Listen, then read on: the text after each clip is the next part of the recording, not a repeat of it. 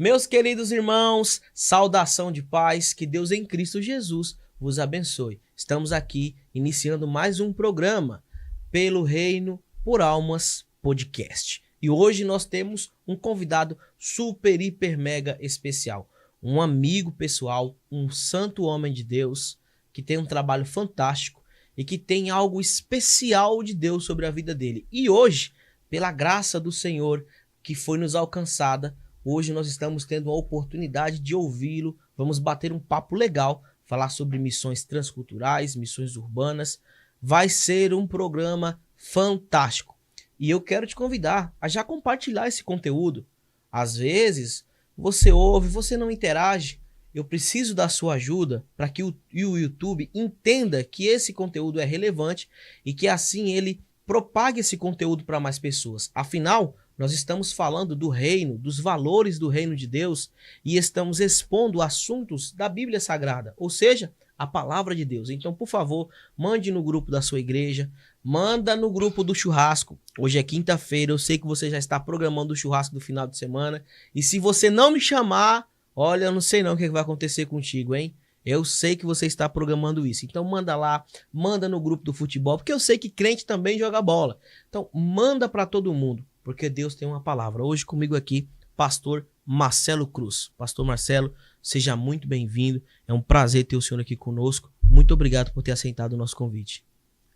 Pastor Matheus Felipe, muito boa noite, graça e paz. Feliz demais em estar aqui, fazer parte dessa programação que alcança tantas pessoas e abençoa tanto. E nós temos acompanhado muito o seu trabalho. Quero aqui já te parabenizar por tudo isso que tem sido feito. Sou grato a Deus pela oportunidade de estar aqui. Quero agradecer também o pessoal que está em casa, o pessoal que está acompanhando nessa live. E quero dizer que Deus tem uma palavra ao nosso coração e nós temos um conteúdo para compartilhar aqui que será muito relevante para as nossas vidas. Eu não tenho dúvida disso, que com certeza será um papo muito abençoado. Galera do chat, deixa eu pedir um favor para vocês. Já clica no gostei, por exemplo, ó, tem 37 pessoas aqui e uma curtida. Vamos lá, galera, vamos despertar esse algoritmo. Curte aí, deixa o seu comentário, mande a sua dúvida aqui, alguma dúvida que você tem relacionada ao tema. Não adianta mandar dúvida depois, manda agora, enquanto o convidado está aqui, para que ele mesmo possa sanar essa dúvida, tá bom? Pastor, vamos lá, dando o pontapé inicial, o que é missões? Qual o conceito de missões? Socialmente falando, biblicamente falando, como surgiu, como o senhor conceitua missões? Olha só, pastor, missões, na realidade é assim, ela não é um conceito que se limita apenas à expressão evangélica ou de alguma denominação. Missões, ela tem a ver com o sentido humano, a diaconia humana. Opa. O fato de servir. Interessante. O fato de você estar disponível a servir de socorro todas as vezes em que uma situação de risco, de conflito ou de injustiça se apresentar diante de você. Então esse é um chamado, antes de ser um chamado que nós conhecemos como a grande comissão, antes de ser a grande comissão, é um mandato cultural. Boa. E é sobre isso que nós vamos abordar hoje e eu tenho certeza será muito edificante. Interessante. Pastor, na sua concepção, qual a maior base bíblica para missões? Um texto, uma ordenança, algo bíblico que se encaixa, que é configurado como missões que o senhor acha assim de supra-sumo, a alta relevância do texto?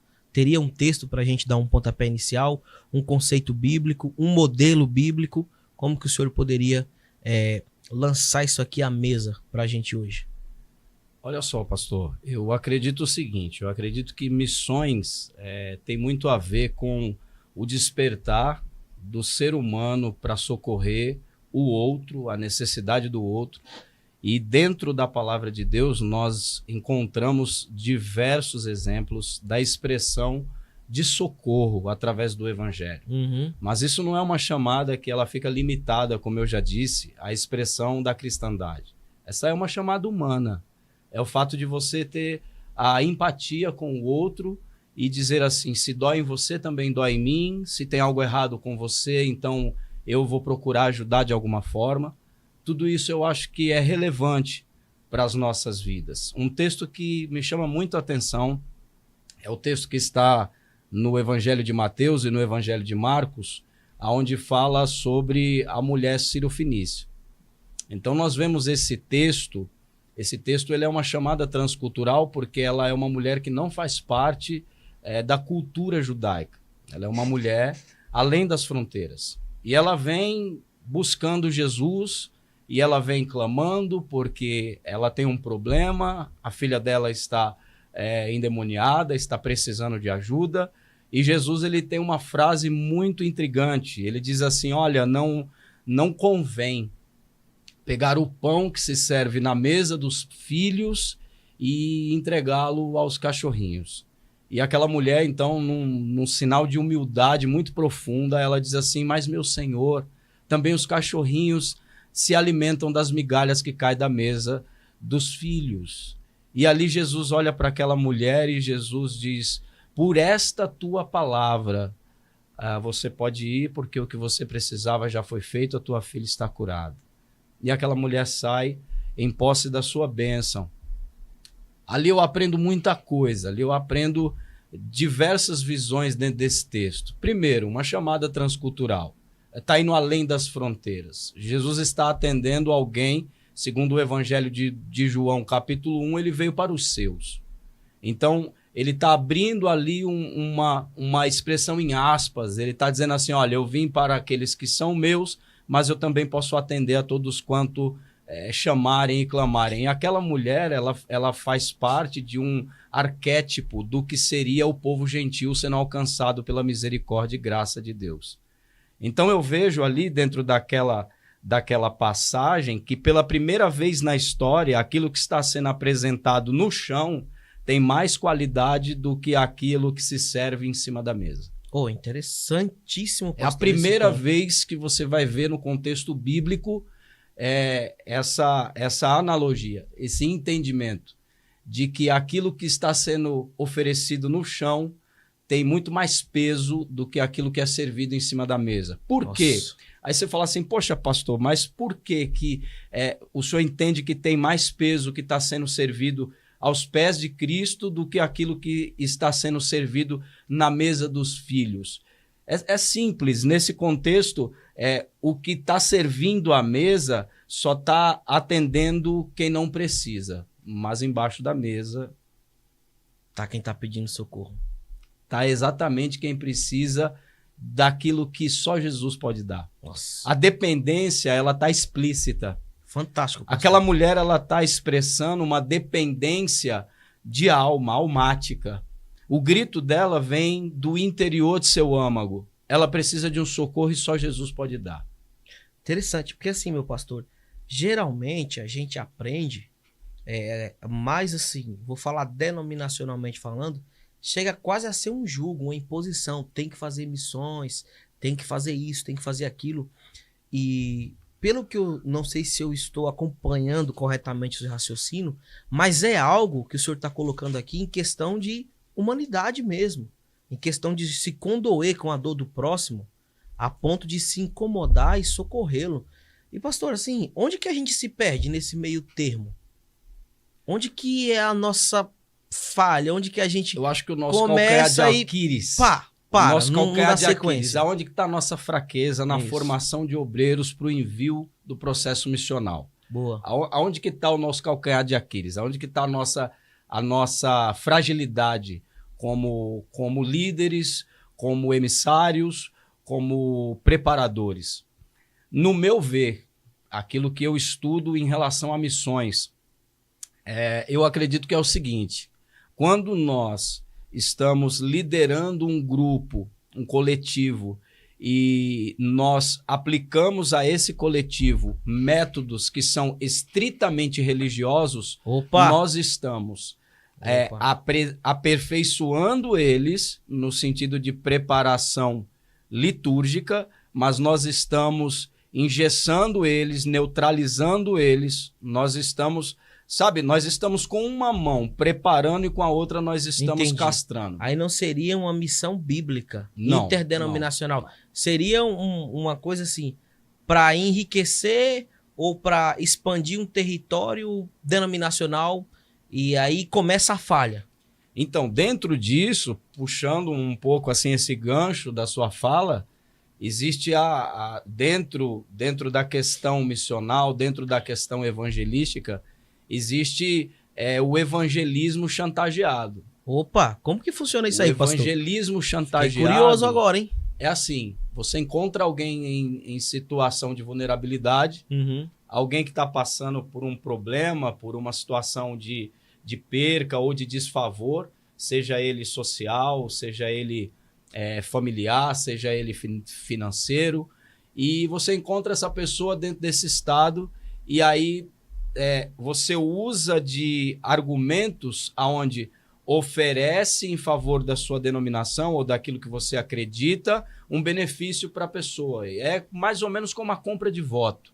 Nossa. Você vê alguém que está em situação pesado, de pastor. vulnerabilidade, então você chega lá com um grupo, uma camisa, fala, ó, essa é minha camisa, eu vou fazer aqui um vídeo, você põe aí a minha camisa, você põe aí, você põe aí a minha camisa, você põe o boné, você põe os equipamentos que eu trouxe, eu vou te deixar essa cesta básica, vou pagar uma conta para você, e a partir de agora você pertence à nossa denominação, nós vamos abraçar você. Isso é um evangelismo chantageado. Isso é uma forma de você neutralizar a escolha daquele que está numa situação de vulnerabilidade. Então você neutraliza a escolha dele e você usa de um argumento de persuasão por meio daquilo que você está trazendo como alívio. Aí não seria evangelismo, seria manipulação. Mas esse terrível, tipo pastor. de manipulação disfarçada é o que acontece em muitas denominações. Nossa, não tinha prestado atenção nisso. É muito profundo o que o senhor está falando. A gente não pode...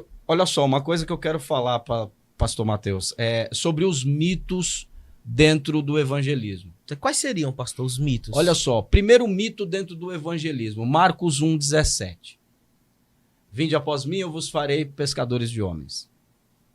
E aí, durante muito tempo, a nossa expressão de herança cultural religiosa trouxe para nós um entendimento. Eu quero pensar isso com o senhor. Primeiro entendimento é de que o mundo é o mar, a igreja é o barco, e eu e o senhor somos os pescadores. E aí, esse era o entendimento que a gente trouxe como herança. Verdade, verdade. Falava, não, vamos lá no mundo, vamos tirar o cara que está sofrendo, vamos lá. Aquela moça que está numa situação ali de degradação, nós vamos lá, pregamos o evangelho e trazemos ela para Cristo. Esse era o entendimento. O mundo, o mar, o barco, a igreja e nós, os pescadores. Não é assim? Mas quando nós vamos seguir o evangelho de Marcos 1,17, onde Jesus fala sobre isso, e nós vamos seguindo na escrita, o que é que nós vemos? Jesus, ele fala isso aos discípulos, comissiona eles, escolhe eles, traz eles com essa premissa, e eles vão acompanhando a Jesus, e Jesus entra dentro de uma sinagoga. E quando Jesus entra dentro da sinagoga, vem diante dele um homem endemoniado. Jesus está num sermão, Jesus está pregando, Jesus está expressando o reino de Deus. Então os discípulos olham um para o outro e falam assim, é assim que pesca homem? Pregando? Então nós vamos pregar também, então nós vamos expandir, criar a expansão do reino de Deus através da palavra, só pregando. E então entra um endemoniado na cena. Para mim, particularmente, uma pessoa endemoniada, ela não é boa para nada. Um homem endemoniado, ele não é um bom pai. Um homem endemoniado, ele não é um bom patrão. Um homem endemoniado, ele não é um bom líder, ele não é uma pessoa agradável de você se relacionar. Ele causa opressão, ele causa injustiças, ele é corrupto, ele trabalha na base da mentira, ele é profano, ele é injuriador, ele é causador de conflitos, de contendas. Um cara endemoniado não é bom, a mulher endemoniada não é boa. Não tem nada bom neles. Então, quando aquele homem endemoniado vem, ele se apresenta diante de Cristo como o lixo da sociedade, como a margem do desprezo, cheio de imundícia. Aquele é o lixo. Aquilo não presta. Aquilo não é bom. E Jesus, então, olha para os discípulos e diz assim, ó, vocês querem aprender como é que pesca homem? Observe. E Jesus vai diante daquele endemoniado e diz, sai dele. E o demônio deixa ele agitando e ele fica são. Então, o que é que a gente aprende? Que pescar homens, eu quero aqui desconstruir aquela ideia de herança cultural religiosa de que o mundo é o mar, o barco é a igreja e nós somos os pescadores. Porque seria, Jesus está desconstruindo isso. E como seria? Jesus ele está dizendo o seguinte, pescar homens não é trazer a pessoa do mundo para dentro da igreja. Porque convém comigo, você pesca um peixe. Uhum. O peixe ele é habitual da água. Você pesca ele e põe dentro do barco. Na minha perspectiva, eu acredito na literalidade da palavra.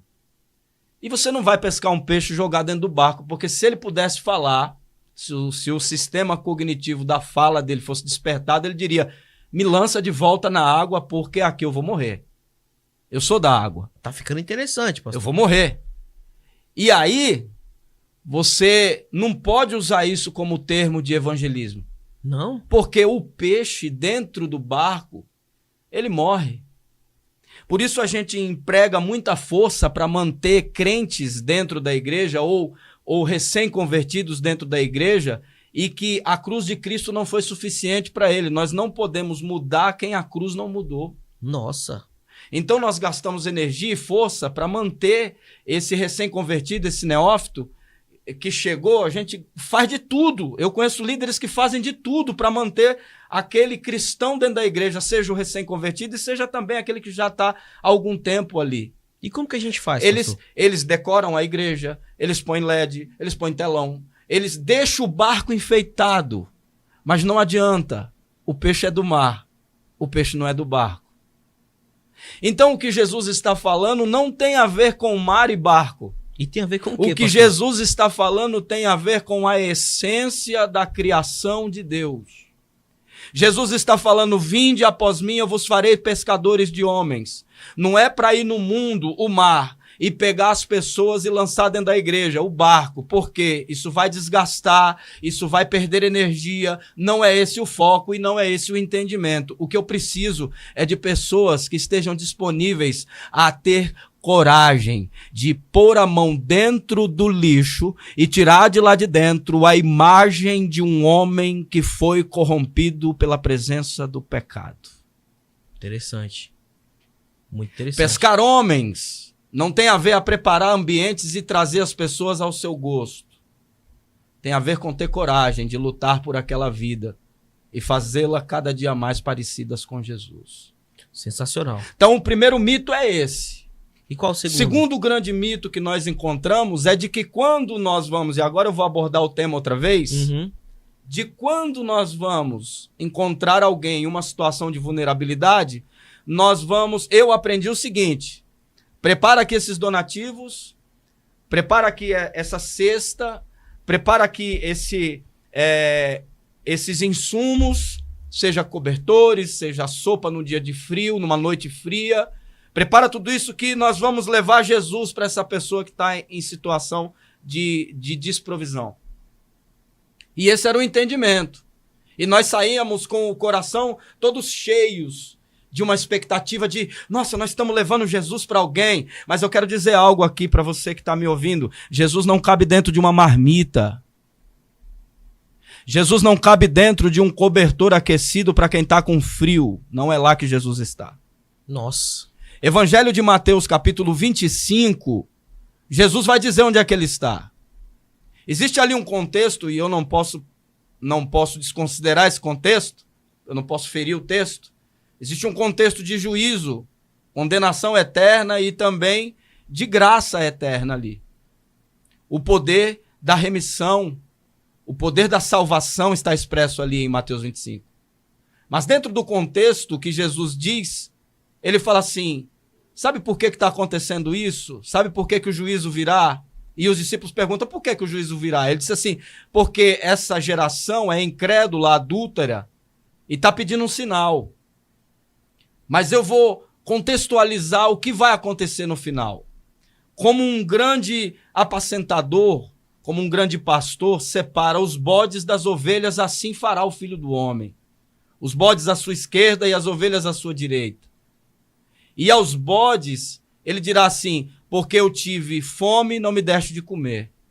Eu estava com frio, não me deste de vestir. Eu estava tremendo e hospitalizado, enfermo, e vocês não foram me visitar. Eu estava nu e vocês não me deram nada para me cobrir. Então, porque vocês não fizeram isso comigo, não fizeram a um dos meus pequeninos, vocês também não fizeram comigo. Então, vocês são apartados para o fogo eterno. Aí eles dizem àqueles que estavam à sua direita, as ovelhas: a vocês que estão à minha direita, sejam bem-vindos, benditos de meu Pai, porque eu tive fome e me deste de comer. Eu tive frio, fosse me aquecer. Eu estava enfermo e vocês foram me visitar. Eu estava estrangeiro e vocês me hospedaram. Então, olha só, nós não estamos indo levar Jesus para quem está nessas situações. Nós estamos indo nos encontrar com Jesus na situação de miséria e de descontrole do outro. Profundo isso. Eu venho de uma história missional desde o ano de 1998 que eu aceitei a Jesus, e eu venho dentro de um contexto de diversos campos missionários que, por bondade de Deus, o Senhor me enviou. E eu tive o privilégio de acompanhar algumas pessoas que fizeram parte desse coletivo, de serem enviados, preparados por agências e enviados. E dentro do campo missionário, as pessoas eram expostas a realidades de extrema miséria, de extrema dor e de extrema pobreza. Esses que eram os meus companheiros de missão voltavam às suas agências de origem, às suas denominações, eles voltavam transformados. Eles voltavam impactados por terem encontrado Jesus na situação de dor do outro. É interessante, porque a ideia que a gente tem é que a gente vai levar, né? Mas essa é uma ideia equivocada, meu pastor. Aí quando a gente encontra a dor do outro, aí a gente sente... Muda em nós. Nossa. Quando nós vemos que o outro, ele não tem um toalete e as necessidades básicas dele são obrigadas a serem de maneira análoga, automaticamente a nossa consciência é despertada a valorizar o nosso banho quente. Boa. A nossa descarga. Coisas muito simples. A nossa família. Coisas muito pequenas que nós desprezamos no habitual. Nossa. E que para eles é uma riqueza almejada. Então, quando essa situação ela é explícita, ela nos choca com essa realidade, ela nos transforma. Boa. Nós vamos, então, nos parecendo mais com Jesus. Por quê? Porque é gerada compaixão.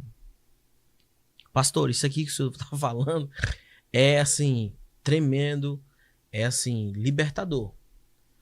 Porque aí me surge uma pulga atrás da orelha. Então tem muita gente no campo missionário que não entendeu nada de missões ainda. Não entendeu nada, porque eles resumem, eles limitam o ato missional a uma denominação ou a uma expressão religiosa. Interessante. Quando, na verdade, se nós pudermos acompanhar pela palavra de Deus aqui, eu quero chamar a sua atenção, você que está nos acompanhando, se você observar o que está escrito em Gênesis 1, o versículo 28, vai dizer que Deus abençoou aquele casal e Deus lhes disse: frutificai, multiplicai-vos e enchei a terra, sujeitai e dominai-a. Esse é o mandato cultural.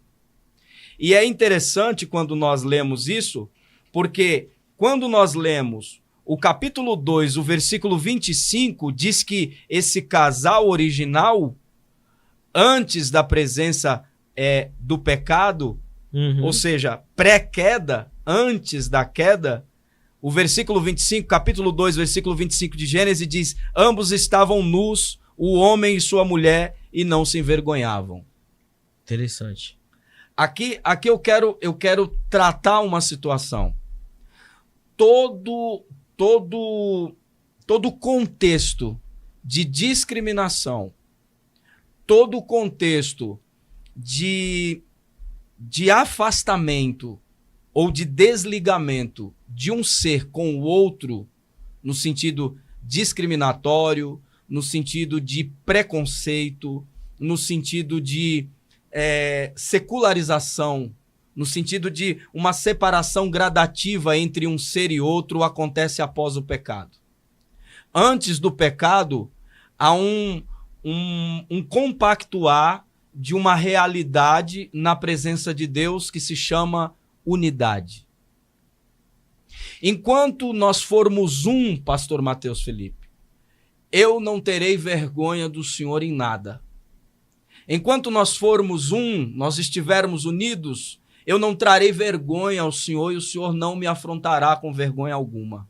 Muito pelo Eu contrário, não me sentirei envergonhado por sua presença aos seus olhos de maneira alguma, porque nós somos um.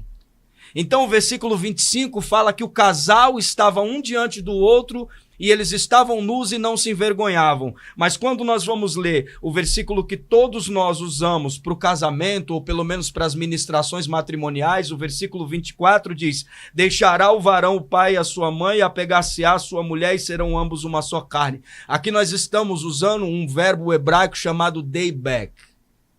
E dayback é fundir duas peças como se usa na fundição de metais. Nossa.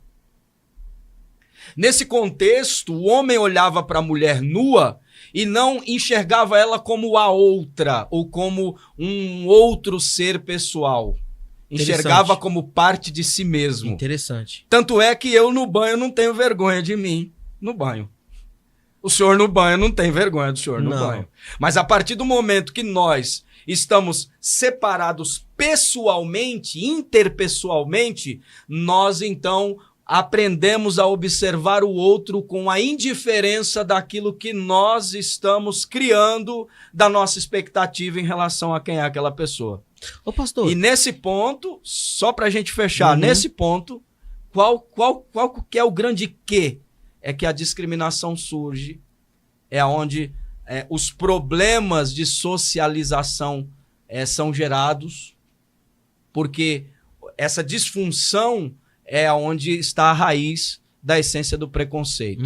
Aqui, dentro disso, dentro desse chamado cultural de estabelecer sociedade, desenvolver uma cultura sustentável, fazer com que a família seja a base sólida ou a célula máter que constitui uma sociedade, nesse amparo nós não estamos falando de pecado. Então, o setor cultural mundial, ele não está sujeito aos governos da ação do pecado. Pelo contrário, há uma bênção de Deus em que os povos desenvolvam suas culturas, preservem as suas uniões verdadeiras e que são de caráter à essência bíblica. O homem, sua mulher e sua prole. É interessante. Isso é uma bênção de Deus. E esse é o mandato cultural que é anterior à grande comissão.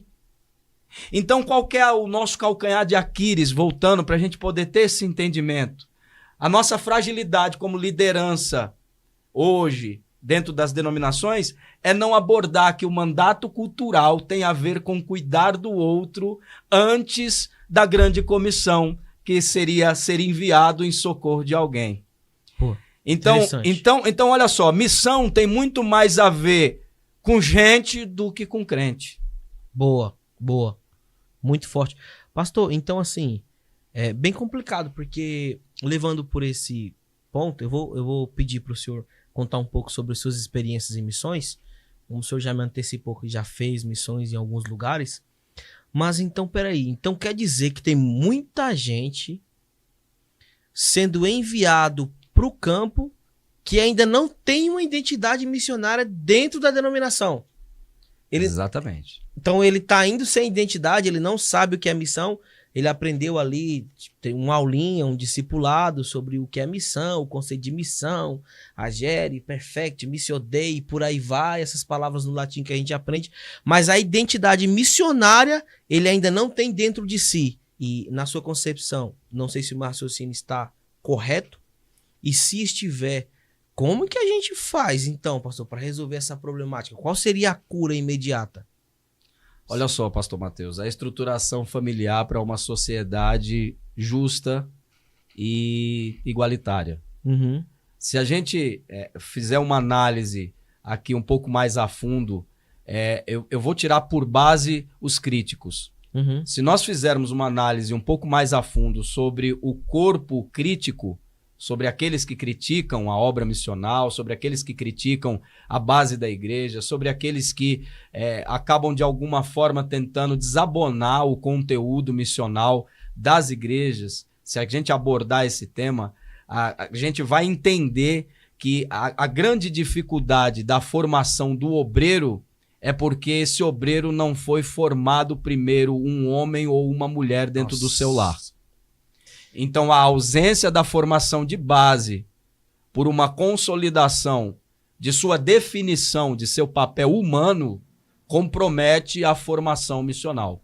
É interessante. Se a pessoa não entender que ela é um ser humano, antes de servir de socorro a alguém, ela precisa ter a sua identidade definida. Eu sou um ser humano que preciso me compadecer com a dor do outro.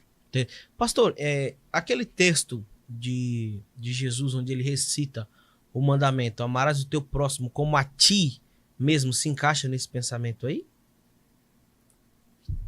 Olha só, pastor Mateus, amar ao próximo como a ti mesmo. Esse é um conceito de unidade. Jesus ele está orando em João 17 e ele usa uma expressão que eu acho muito linda. Ele diz, para que todos sejam um, como eu e o Senhor, Pai, somos um. Sabe, e eu acho que isso é uma expressão chave. Uhum. Amar a Deus sobre todas as coisas e ao próximo como a ti mesmo é trazer essa pessoa para perto e se desarmar. Sabe o conceito bíblico do evangelista? Uhum. O chamado ministerial do evangelista, o conceito bíblico do evangelista, ele tem 3 aspectos. O primeiro, ele tem que estar disposto a pescar homens. Segundo, ele tem que estar disposto a viver João 13. Ele tem que estar disposto a lavar pés. E terceiro, ele tem que estar disposto a viver João 20. Ele tem que estar disposto a perdoar. Boa. Então, se não tiver disponível a pecar homens, ter coragem de enfiar a mão no lixo e tirar de lá de dentro a imagem de Deus e limpar aquele homem, ter coragem de lavar os seus pés e não contar a sujeira que estava aonde a maioria das pessoas não enxergam, e ter um coração abençoador ao ponto de conviver com o defeito do outro e não se sentir ofendido. Sensacional. Se esses aspectos não estiver forjando um caráter ministerial do evangelista, ele fracassou. Interessante. Então, pastor, a dor do outro desperta em mim, aguça os meus sentidos para que eu possa entender o real propósito da missão. E te torna parecido com Jesus. Boa. Sensacional. Top. Irmãos, deixa eu chamar a sua atenção. Você pode compartilhar esse conteúdo? Assim, tá muito envolvente. Mas eu preciso que mais pessoas sejam alcançadas. Se você entende que esse conteúdo é abençoador, está te abençoando, então que esse conteúdo chegue até mais alguém. Então seja um missionário. A internet também é um meio de proclamar uma missão, de fazer uma missão.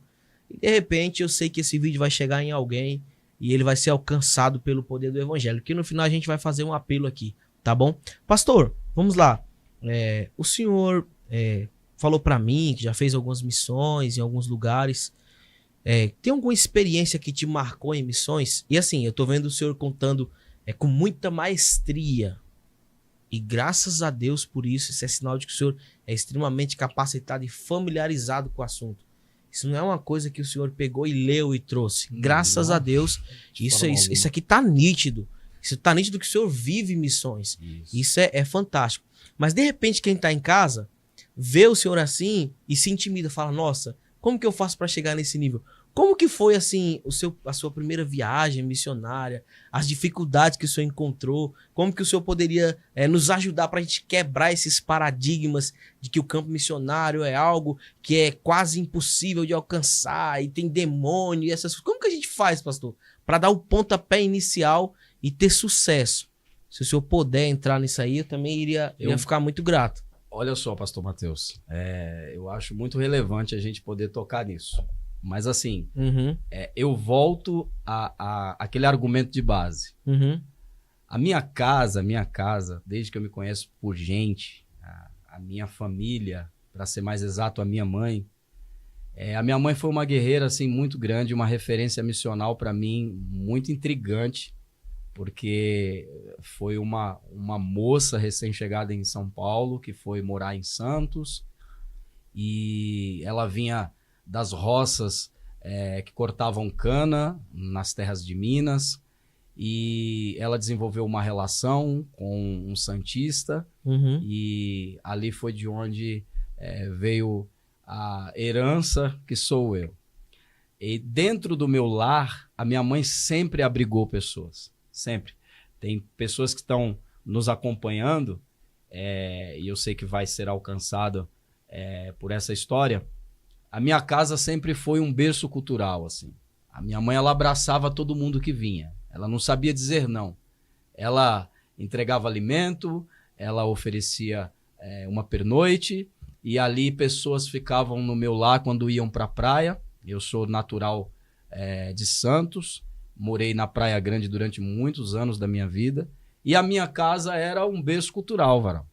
Às vezes tinha gente do norte, às vezes tinha gente do sul, às vezes tinham argentinos, às vezes tinham bolivianos, às vezes tinham pessoas que vinham da Itália, às vezes. Então, assim, a minha casa sempre abrigava as pessoas. Então, desde pequeno eu via gente entrando e gente saindo. Então, o coração da minha mãe sempre foi meio que pronto a acolher as pessoas que viam. E quando eu fui ingressado ao evangelho, porque eu não nasci de berço evangélico, isso já era algo intrínseco dentro do receptivo do comportamento da minha mãe mesmo, que ela já trouxe de berço, essa questão de ser receptiva e acolhedora. Quando eu entrei no evangelho, quando o evangelho me encontrou, isso se tornou muito mais real. Eu pude ver que tudo aquilo que eu vivia na minha infância e adolescência por parte da iniciativa da minha mãe em acolher vidas, tinha um respaldo muito fervoroso, muito claro dentro das escrituras, sobre acolher aqueles que estão em necessidade, ou que estão estrangeiros, ou que estão fora da sua nação, vivendo um momento de dificuldade, alguma coisa assim. Então isso para mim me marcou muito. Então, em 1998, quando eu aceitei a Jesus e comecei a caminhar com Cristo, eu não fiquei firme, assim como muitas pessoas que estão nos acompanhando. Entrar no evangelho é como aquele peixe que entra no barco. Ele fica lutando para tentar sair, porque não se sente à vontade nesse ambiente.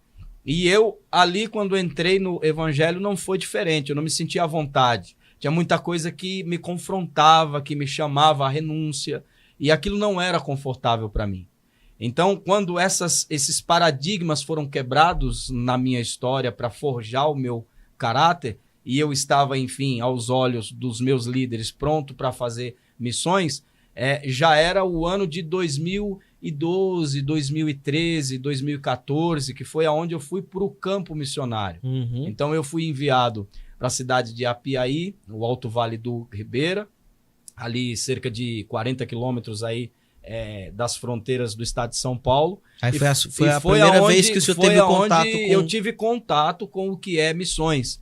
Mas antes disso, eu fui preparado por uma igreja batista que tinha esse trabalho multidenominacional, chamado MCC, Missionários Cristãos Cooperadores. Hoje atende por um outro nome, hoje atende pelo Projeto Salvar.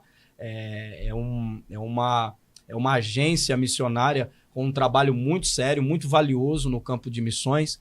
E eu tive a oportunidade, o privilégio de ingressar nesse campo. Então eu fui para áreas de assentamento, eu fui para áreas de invasão, eu fui para áreas de absoluto, assim, desprovido mesmo. Escassez assim. total. Escassez total, absoluta miséria. Isso te impactou, pastor? Isso me impactou porque eu vinha da beira da praia, eu tinha o que comer, eu sempre tive a minha casa, graças a Deus, abençoada, Passamos por algumas privações, é claro, porque éramos sempre de uma família muito humilde, mas o impacto de entender a dor do outro, isso me chocou. E em 2015 eu participei de um seminário de missões, um congresso de missões, que mudou a minha vida. Porque nós recebemos como convidado um missionário árabe, e ele fazia parte de um grupo de nômades do deserto. O grupo se chama os Tuaregues. São conhecidos como os Blue Men, os homens azuis do deserto do Saara. Ele era missionário. Ele era missionário. Cristão. Isso, cristão. E ele estava trazendo o contexto de missões. E eu fiquei grudado naquela cadeira. Interessante. E fui impactado. E na minha mente tinha tudo aquilo que eu tinha vivido na minha bagagem missional. Nossa. E ele falando sobre questões que eu havia vivido no campo, e ele começou a abrir o meu conceito para algo muito mais amplo, que aquilo que eu estava vivendo dentro do campo missional nacional era só a ponta do iceberg do tamanho do problema da convocação a nível mundial. Foi onde eu tive o meu primeiro contato com a janela 10x40. Boa. Esse missionário, o missionário Moussa Diabaté, ele hoje já tem mais ou menos uns 4 anos que nós não nos falamos mais. Mas até a última vez que nos falamos, ele desenvolveu um trabalho muito lindo aqui em São Paulo, pela Igreja Presbiteriana de Pinheiros, e ali ele fundou a igreja, ele coligou, né, a Igreja Presbiteriana dos emissários, né? E foi muito bom a gente poder entender o que ele estava tratando. Ele ali como líder da Igreja Presbiteriana dos Refugiados Imigrantes aqui em São Paulo, ele foi líder dessa denominação durante muitos anos, e ele trazia esse contexto de como foi a transição desse universo do deserto do Saara para dentro da cidade de São Paulo. Então ele abordava a missão transcultural, dando uma base na missão urbana, dando um respaldo para a missão urbana. E isso me prendeu. Nesse culto que eu participei, ele me trouxe todo esse contexto em 2015. Isso me despertou, me abriu os olhos. Os Tuaregues é um povo tipicamente muçulmano. Eles são assim, adeptos do islamismo, né? Então toda a família dele era islâmica. E ele foi um cara que ele foi chamado por Deus para viver o cristianismo. Foi mudado pelo evangelho e viveu uma grande transformação. E olha só, o que ele falou assim naquele culto em 2015 que mudou a minha vida foi que ele se intitulava traficante de Bíblia. E eu falei assim, como é possível isso? Como é possível alguém traficar Bíblia? Aquilo para mim foi tão chocante, foi tão incrível, ao mesmo tempo que me amedrontava, me impulsionava numa coragem, queimando o meu coração e me chamando, dizendo, vem, atravessa as fronteiras, como o grito de Atos 16, atravessa a Macedônia e ajuda-nos. E eu falei, existem funções que Deus quer levantar nas nossas vidas acomodadas, que nós não fazemos ideia da dimensão a que Deus quer nos impulsionar. E quando nós fechamos o coração para o chamado do mandato cultural, e nós fechamos o coração para a grande comissão, nós não acessamos isso que está numa dimensão superior e que Deus tem todo o prazer de nos respaldar. Então, nos testemunhos desse pastor Moussa Diabaté, eu pude sentir a minha vida sendo nutrida. E toda aquela toxina religiosa começou a ser desconstruída, começou a ser quebrada. Nossa, pastor, é mais ou menos assim. Eu achei que estava fazendo algo relevante e descobri que existe algo muito maior do que eu, mas que Deus quer me usar para esse algo grande. Exatamente isso. Fantástico. A missão não tem a ver comigo. A missão tem a ver em conceber a ideia de que faço parte de um reino maior do que eu. Fantástico. E nesse meio assim, pastor, nesse meio de missões, quando o senhor esteve fazendo missões, teve alguma experiência que o senhor, que te impactou pela forma que aconteceu, alguma libertação, alguma coisa que no campo missionário, tipo assim, marcou o ministério do senhor? Conta uma pra gente. A gente vai entrar na janela 10x40 depois. Pastorzão, é assim, são muitas experiências, mas uma que me chamou muita atenção foi a experiência de uma senhora chamada Dona Palmira, 68 anos, diabética, e o glaucoma havia já destruído a retina dela, os olhos bem branquinhos de glaucoma, e fechou a retina dela. E nós estamos em um culto na casa dela, um culto no lar, e nós estamos orando, ministramos uma palavra abençoada ali, e aquilo foi muito impactante para mim, porque ela estava sentada numa cadeira, acomodada lá, enquanto o culto estava inflamado, e ela só levantava as mãos, e dado o momento, nós ali no fervor do ambiente unidos, aquela irmã se levantou daquela cadeira e veio caminhando na minha direção e dizendo: pastor, eu estou te vendo, pastor, eu estou te vendo. E ali a casa pegou fogo, nós fomos encontrados por Deus dentro daquele lugar. Meu Deus. E eu disse: missão não é só pregar, missão é ver o Espírito do Senhor agir em nosso meio. Glória a Deus. E isso foi assim, o nitro. Sabe? Você tem a pegada da saída, Deus mas você precisa do nitro. Deus está confirmando. Você precisa do os sinais. Sabe? Você tem a pegada da saída porque eu já tinha sido desconstruído nos meus conceitos religiosos. Faltava eu ser banhado pelo Espírito com poder. E os sinais seguirão os que creem. E, cara, se cumpriu muito forte na minha vida. E eu falei, é isso que eu quero. Fantástico, fantástico. Sensacional, pastor. Eu até arrepiei aqui, nossa, forte isso. Pastor, antes da gente entrar na janela 10x40, como que a gente pode enumerar as missões ou nomeá-las? Né? Tem missões urbanas, missões transculturais. Se eu puder dar uma leve palhinha, só uma palhinha sobre cada uma, ou o conceito de cada uma, e a gente já fala um pouco sobre a janela 10x40. A questão missional, ela é uma ênfase da teologia. Então, quando você pega a teologia, e é claro, o senhor é um mestre nisso. E nós temos a teologia sistemática, que ela vai agrupar em classes as metodologias que nós vamos estudar dentro das temáticas que são subjetivas e outras que são literais dentro do conceito das escrituras. A missão, ela é uma ênfase. É como você fazer a teologia com ênfase em missão. Então, quer dizer, você entendeu que o seu estudo ele é um suporte para um passo no meio de uma grande caminhada, que é a missão. Então, o primeiro passo, você ajustar bem os sapatos, é o que vai te galgar, te preparar para você caminhar. Agora, caminhar nem se compara a pôr um sapato. Caminhar com Cristo nem se compara. E dentro desse contexto, você vai encontrar essa caminhada, como eu citei, originando dentro da família, dentro do seio familiar, que é o conceito do mandato cultural. Ele tem que sair de dentro da tua casa, ele tem que sair de você. E depois a grande comissão, que é o conceito mais religioso, que é o encontro com o cristianismo.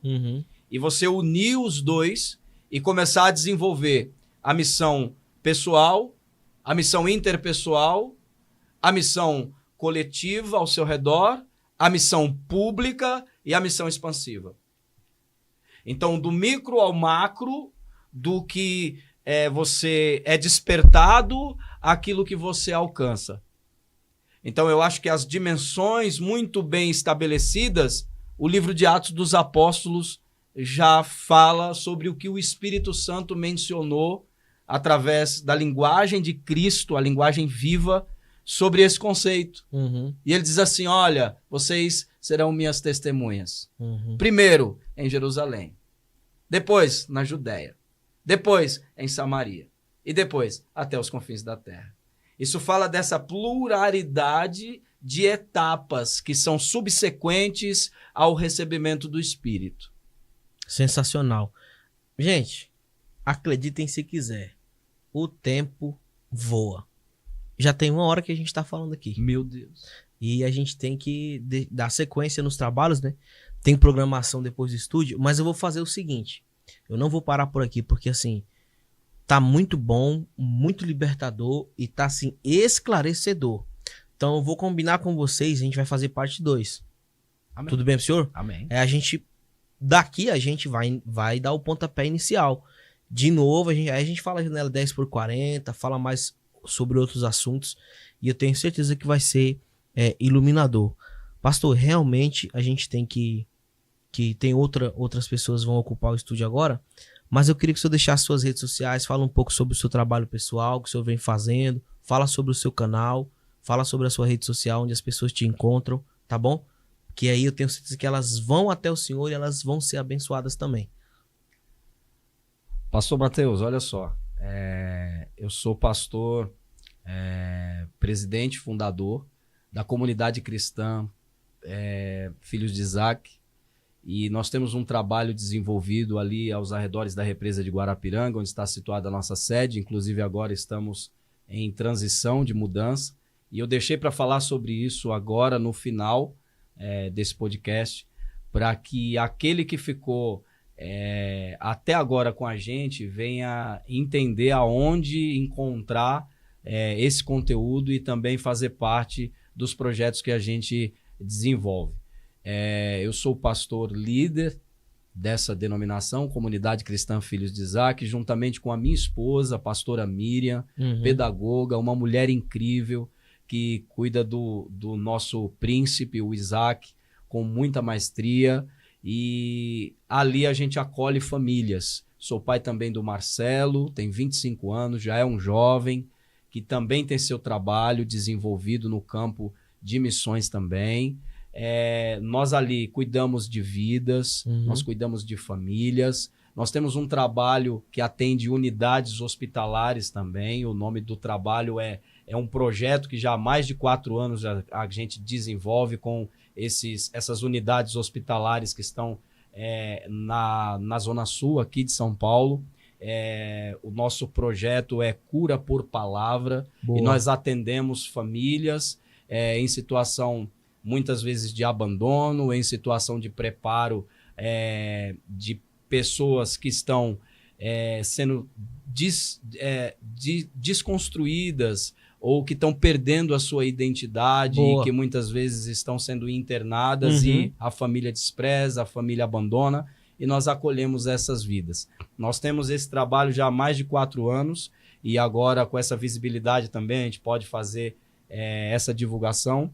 E é um trabalho que é carente de ajuda, é carente de motivações. Estamos angariando também recursos para cada vez mais termos um maior alcance e cuidar de vidas com excelência, que foi isso que o senhor nos chamou a fazer. Muito bom. Pastor, seu Instagram? Instagram é Poimen, porque é pastor em grego. Poimen /chamados. Ok. E lá, a pessoa chegando lá, ela consegue entrar em contato com o senhor, consegue ver todo o seu trabalho. Consegue ver o trabalho. Muito bom. Nós temos também no YouTube, Pastor Marcelo PS Cruz.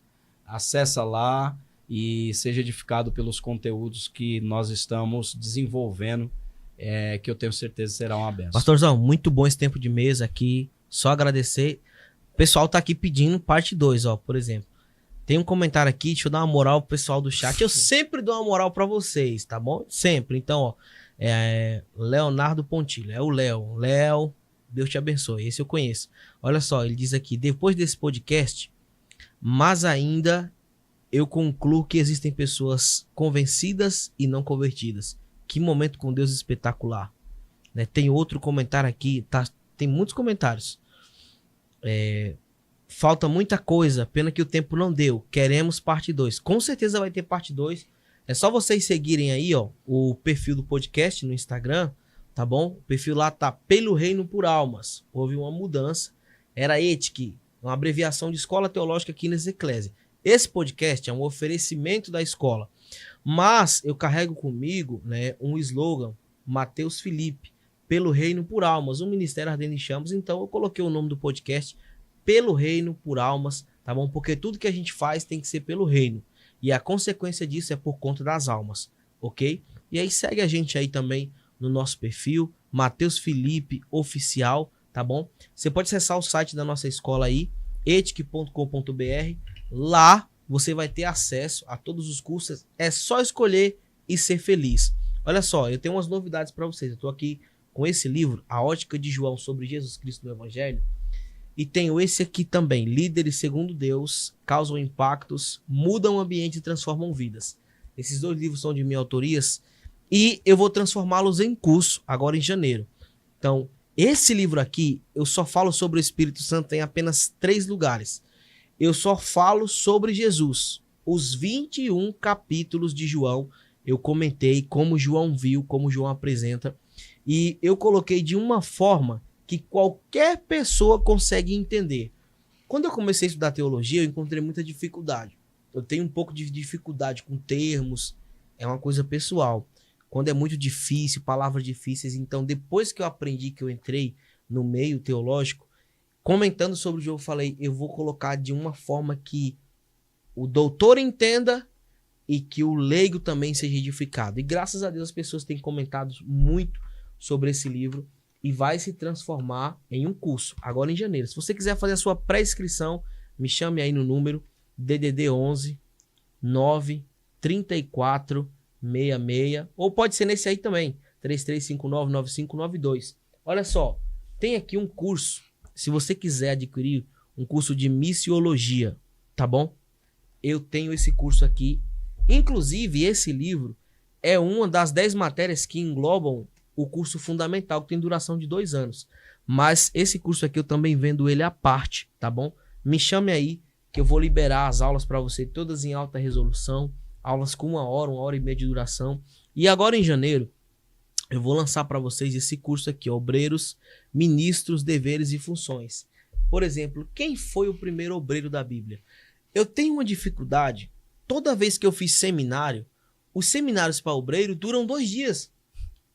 E aí você vai lá e mete um óleo na cabeça do cara e consagra o cara ao ministério. Eu sempre fiquei olhando isso e falei, cara, tá errado. Então, pensando nisso, eu desenvolvi pessoalmente esse material, 210 páginas. Por exemplo, quem foi o primeiro obreiro da Bíblia? Muitos vão dizer, quando eu faço a pergunta, todo mundo diz Estevão. Outros dizem Pedro. Outros dizem, peraí, André. Outros dizem Jesus. Não. O primeiro obreiro da Bíblia foi Adão, irmão. E qual o ministério dele? Família. As 23 horas fora do púlpito. A semana fora do púlpito. O mês, a vida fora do púlpito. O púlpito, como ministério, é apenas um resultado daquilo que você vive durante o seu dia. E Adão, ele teve essa função. Por exemplo, quando aparece ali que Deus colocou ele no jardim para o lavrar e cuidar. A palavra que aparece ali é shahat em hebraico, que significa serviço. É isso aí. Entendeu? E cultivar, que é prover. Então, o primeiro ministério do obreiro é cuidar da família e prover para ela. Porque se você não prover em sua casa, se você não cuida da sua casa, você não vai cuidar da igreja. Ou você acha que Paulo tirou aquele versículo lá em Timóteo, se ele não governa bem a sua casa, ele não pode governar a igreja de Deus aleatório? De jeito nenhum, tá tudo aqui. Então tem muita coisa, são 210 páginas, são mais de 35 aulas, dura 4 meses. Irmão, eu tenho certeza que você vai ficar uma fera. Ah, e detalhe, aqui eu trato sobre liderança colegiada, a mordomia cristã, né? Aí a gente faz a transição, pastor. Por exemplo, nesse curso aqui, a gente trata sobre a mordomia cristã, começando no Éden, os princípios familiares, basilares, família, célula máter da sociedade. Aí a gente vai ali para o período patriarcal, como era o conceito de família. Tem alguns erros que Abraão cometeu, que eu comento aqui, que ninguém fala de erro, mas tem que falar sobre isso. Aí depois do período patriarcal, eu entrei ali no período sacerdotal, que é quando é instituído o sacerdócio levítico. Como que era a forma de servir do sacerdote? Depois vem o ministério profético. Aí vem o ministério dos juízes. Enfim, aí vem o período teocrático, que é o ministério dos juízes. Depois vem o período monocrático, que é o período dos reis. E vai até chegar no Novo Testamento, irmão. Muito rico em janeiro. Eu, particularmente, estou com muita expectativa, porque eu sei que vai te abençoar muito. Me chama aí para mais informações. Deus te abençoe. Esse foi o programa de hoje. Pastor, mais uma vez, muito obrigado. Fiquem com Deus. Pastor, abençoa o povo. Eu é que sou grato por essa rica oportunidade e que a bênção de Deus alcance a cada um que nos acompanhou até agora. É um prazer muito imenso poder estar aqui e o coração já com muita expectativa para aquilo que o Senhor ainda fará. Vamos. Nas próximas edições aí, Vamos que eu tenho fazer. certeza Vai será ser bênção. muito edificante. Vamos. Que Deus lhe abençoe, Pastor Matheus. Muito obrigado. Palavra de gratidão em poder estar aqui. Amém. Obrigado pela confiança e que Deus abençoe a todos.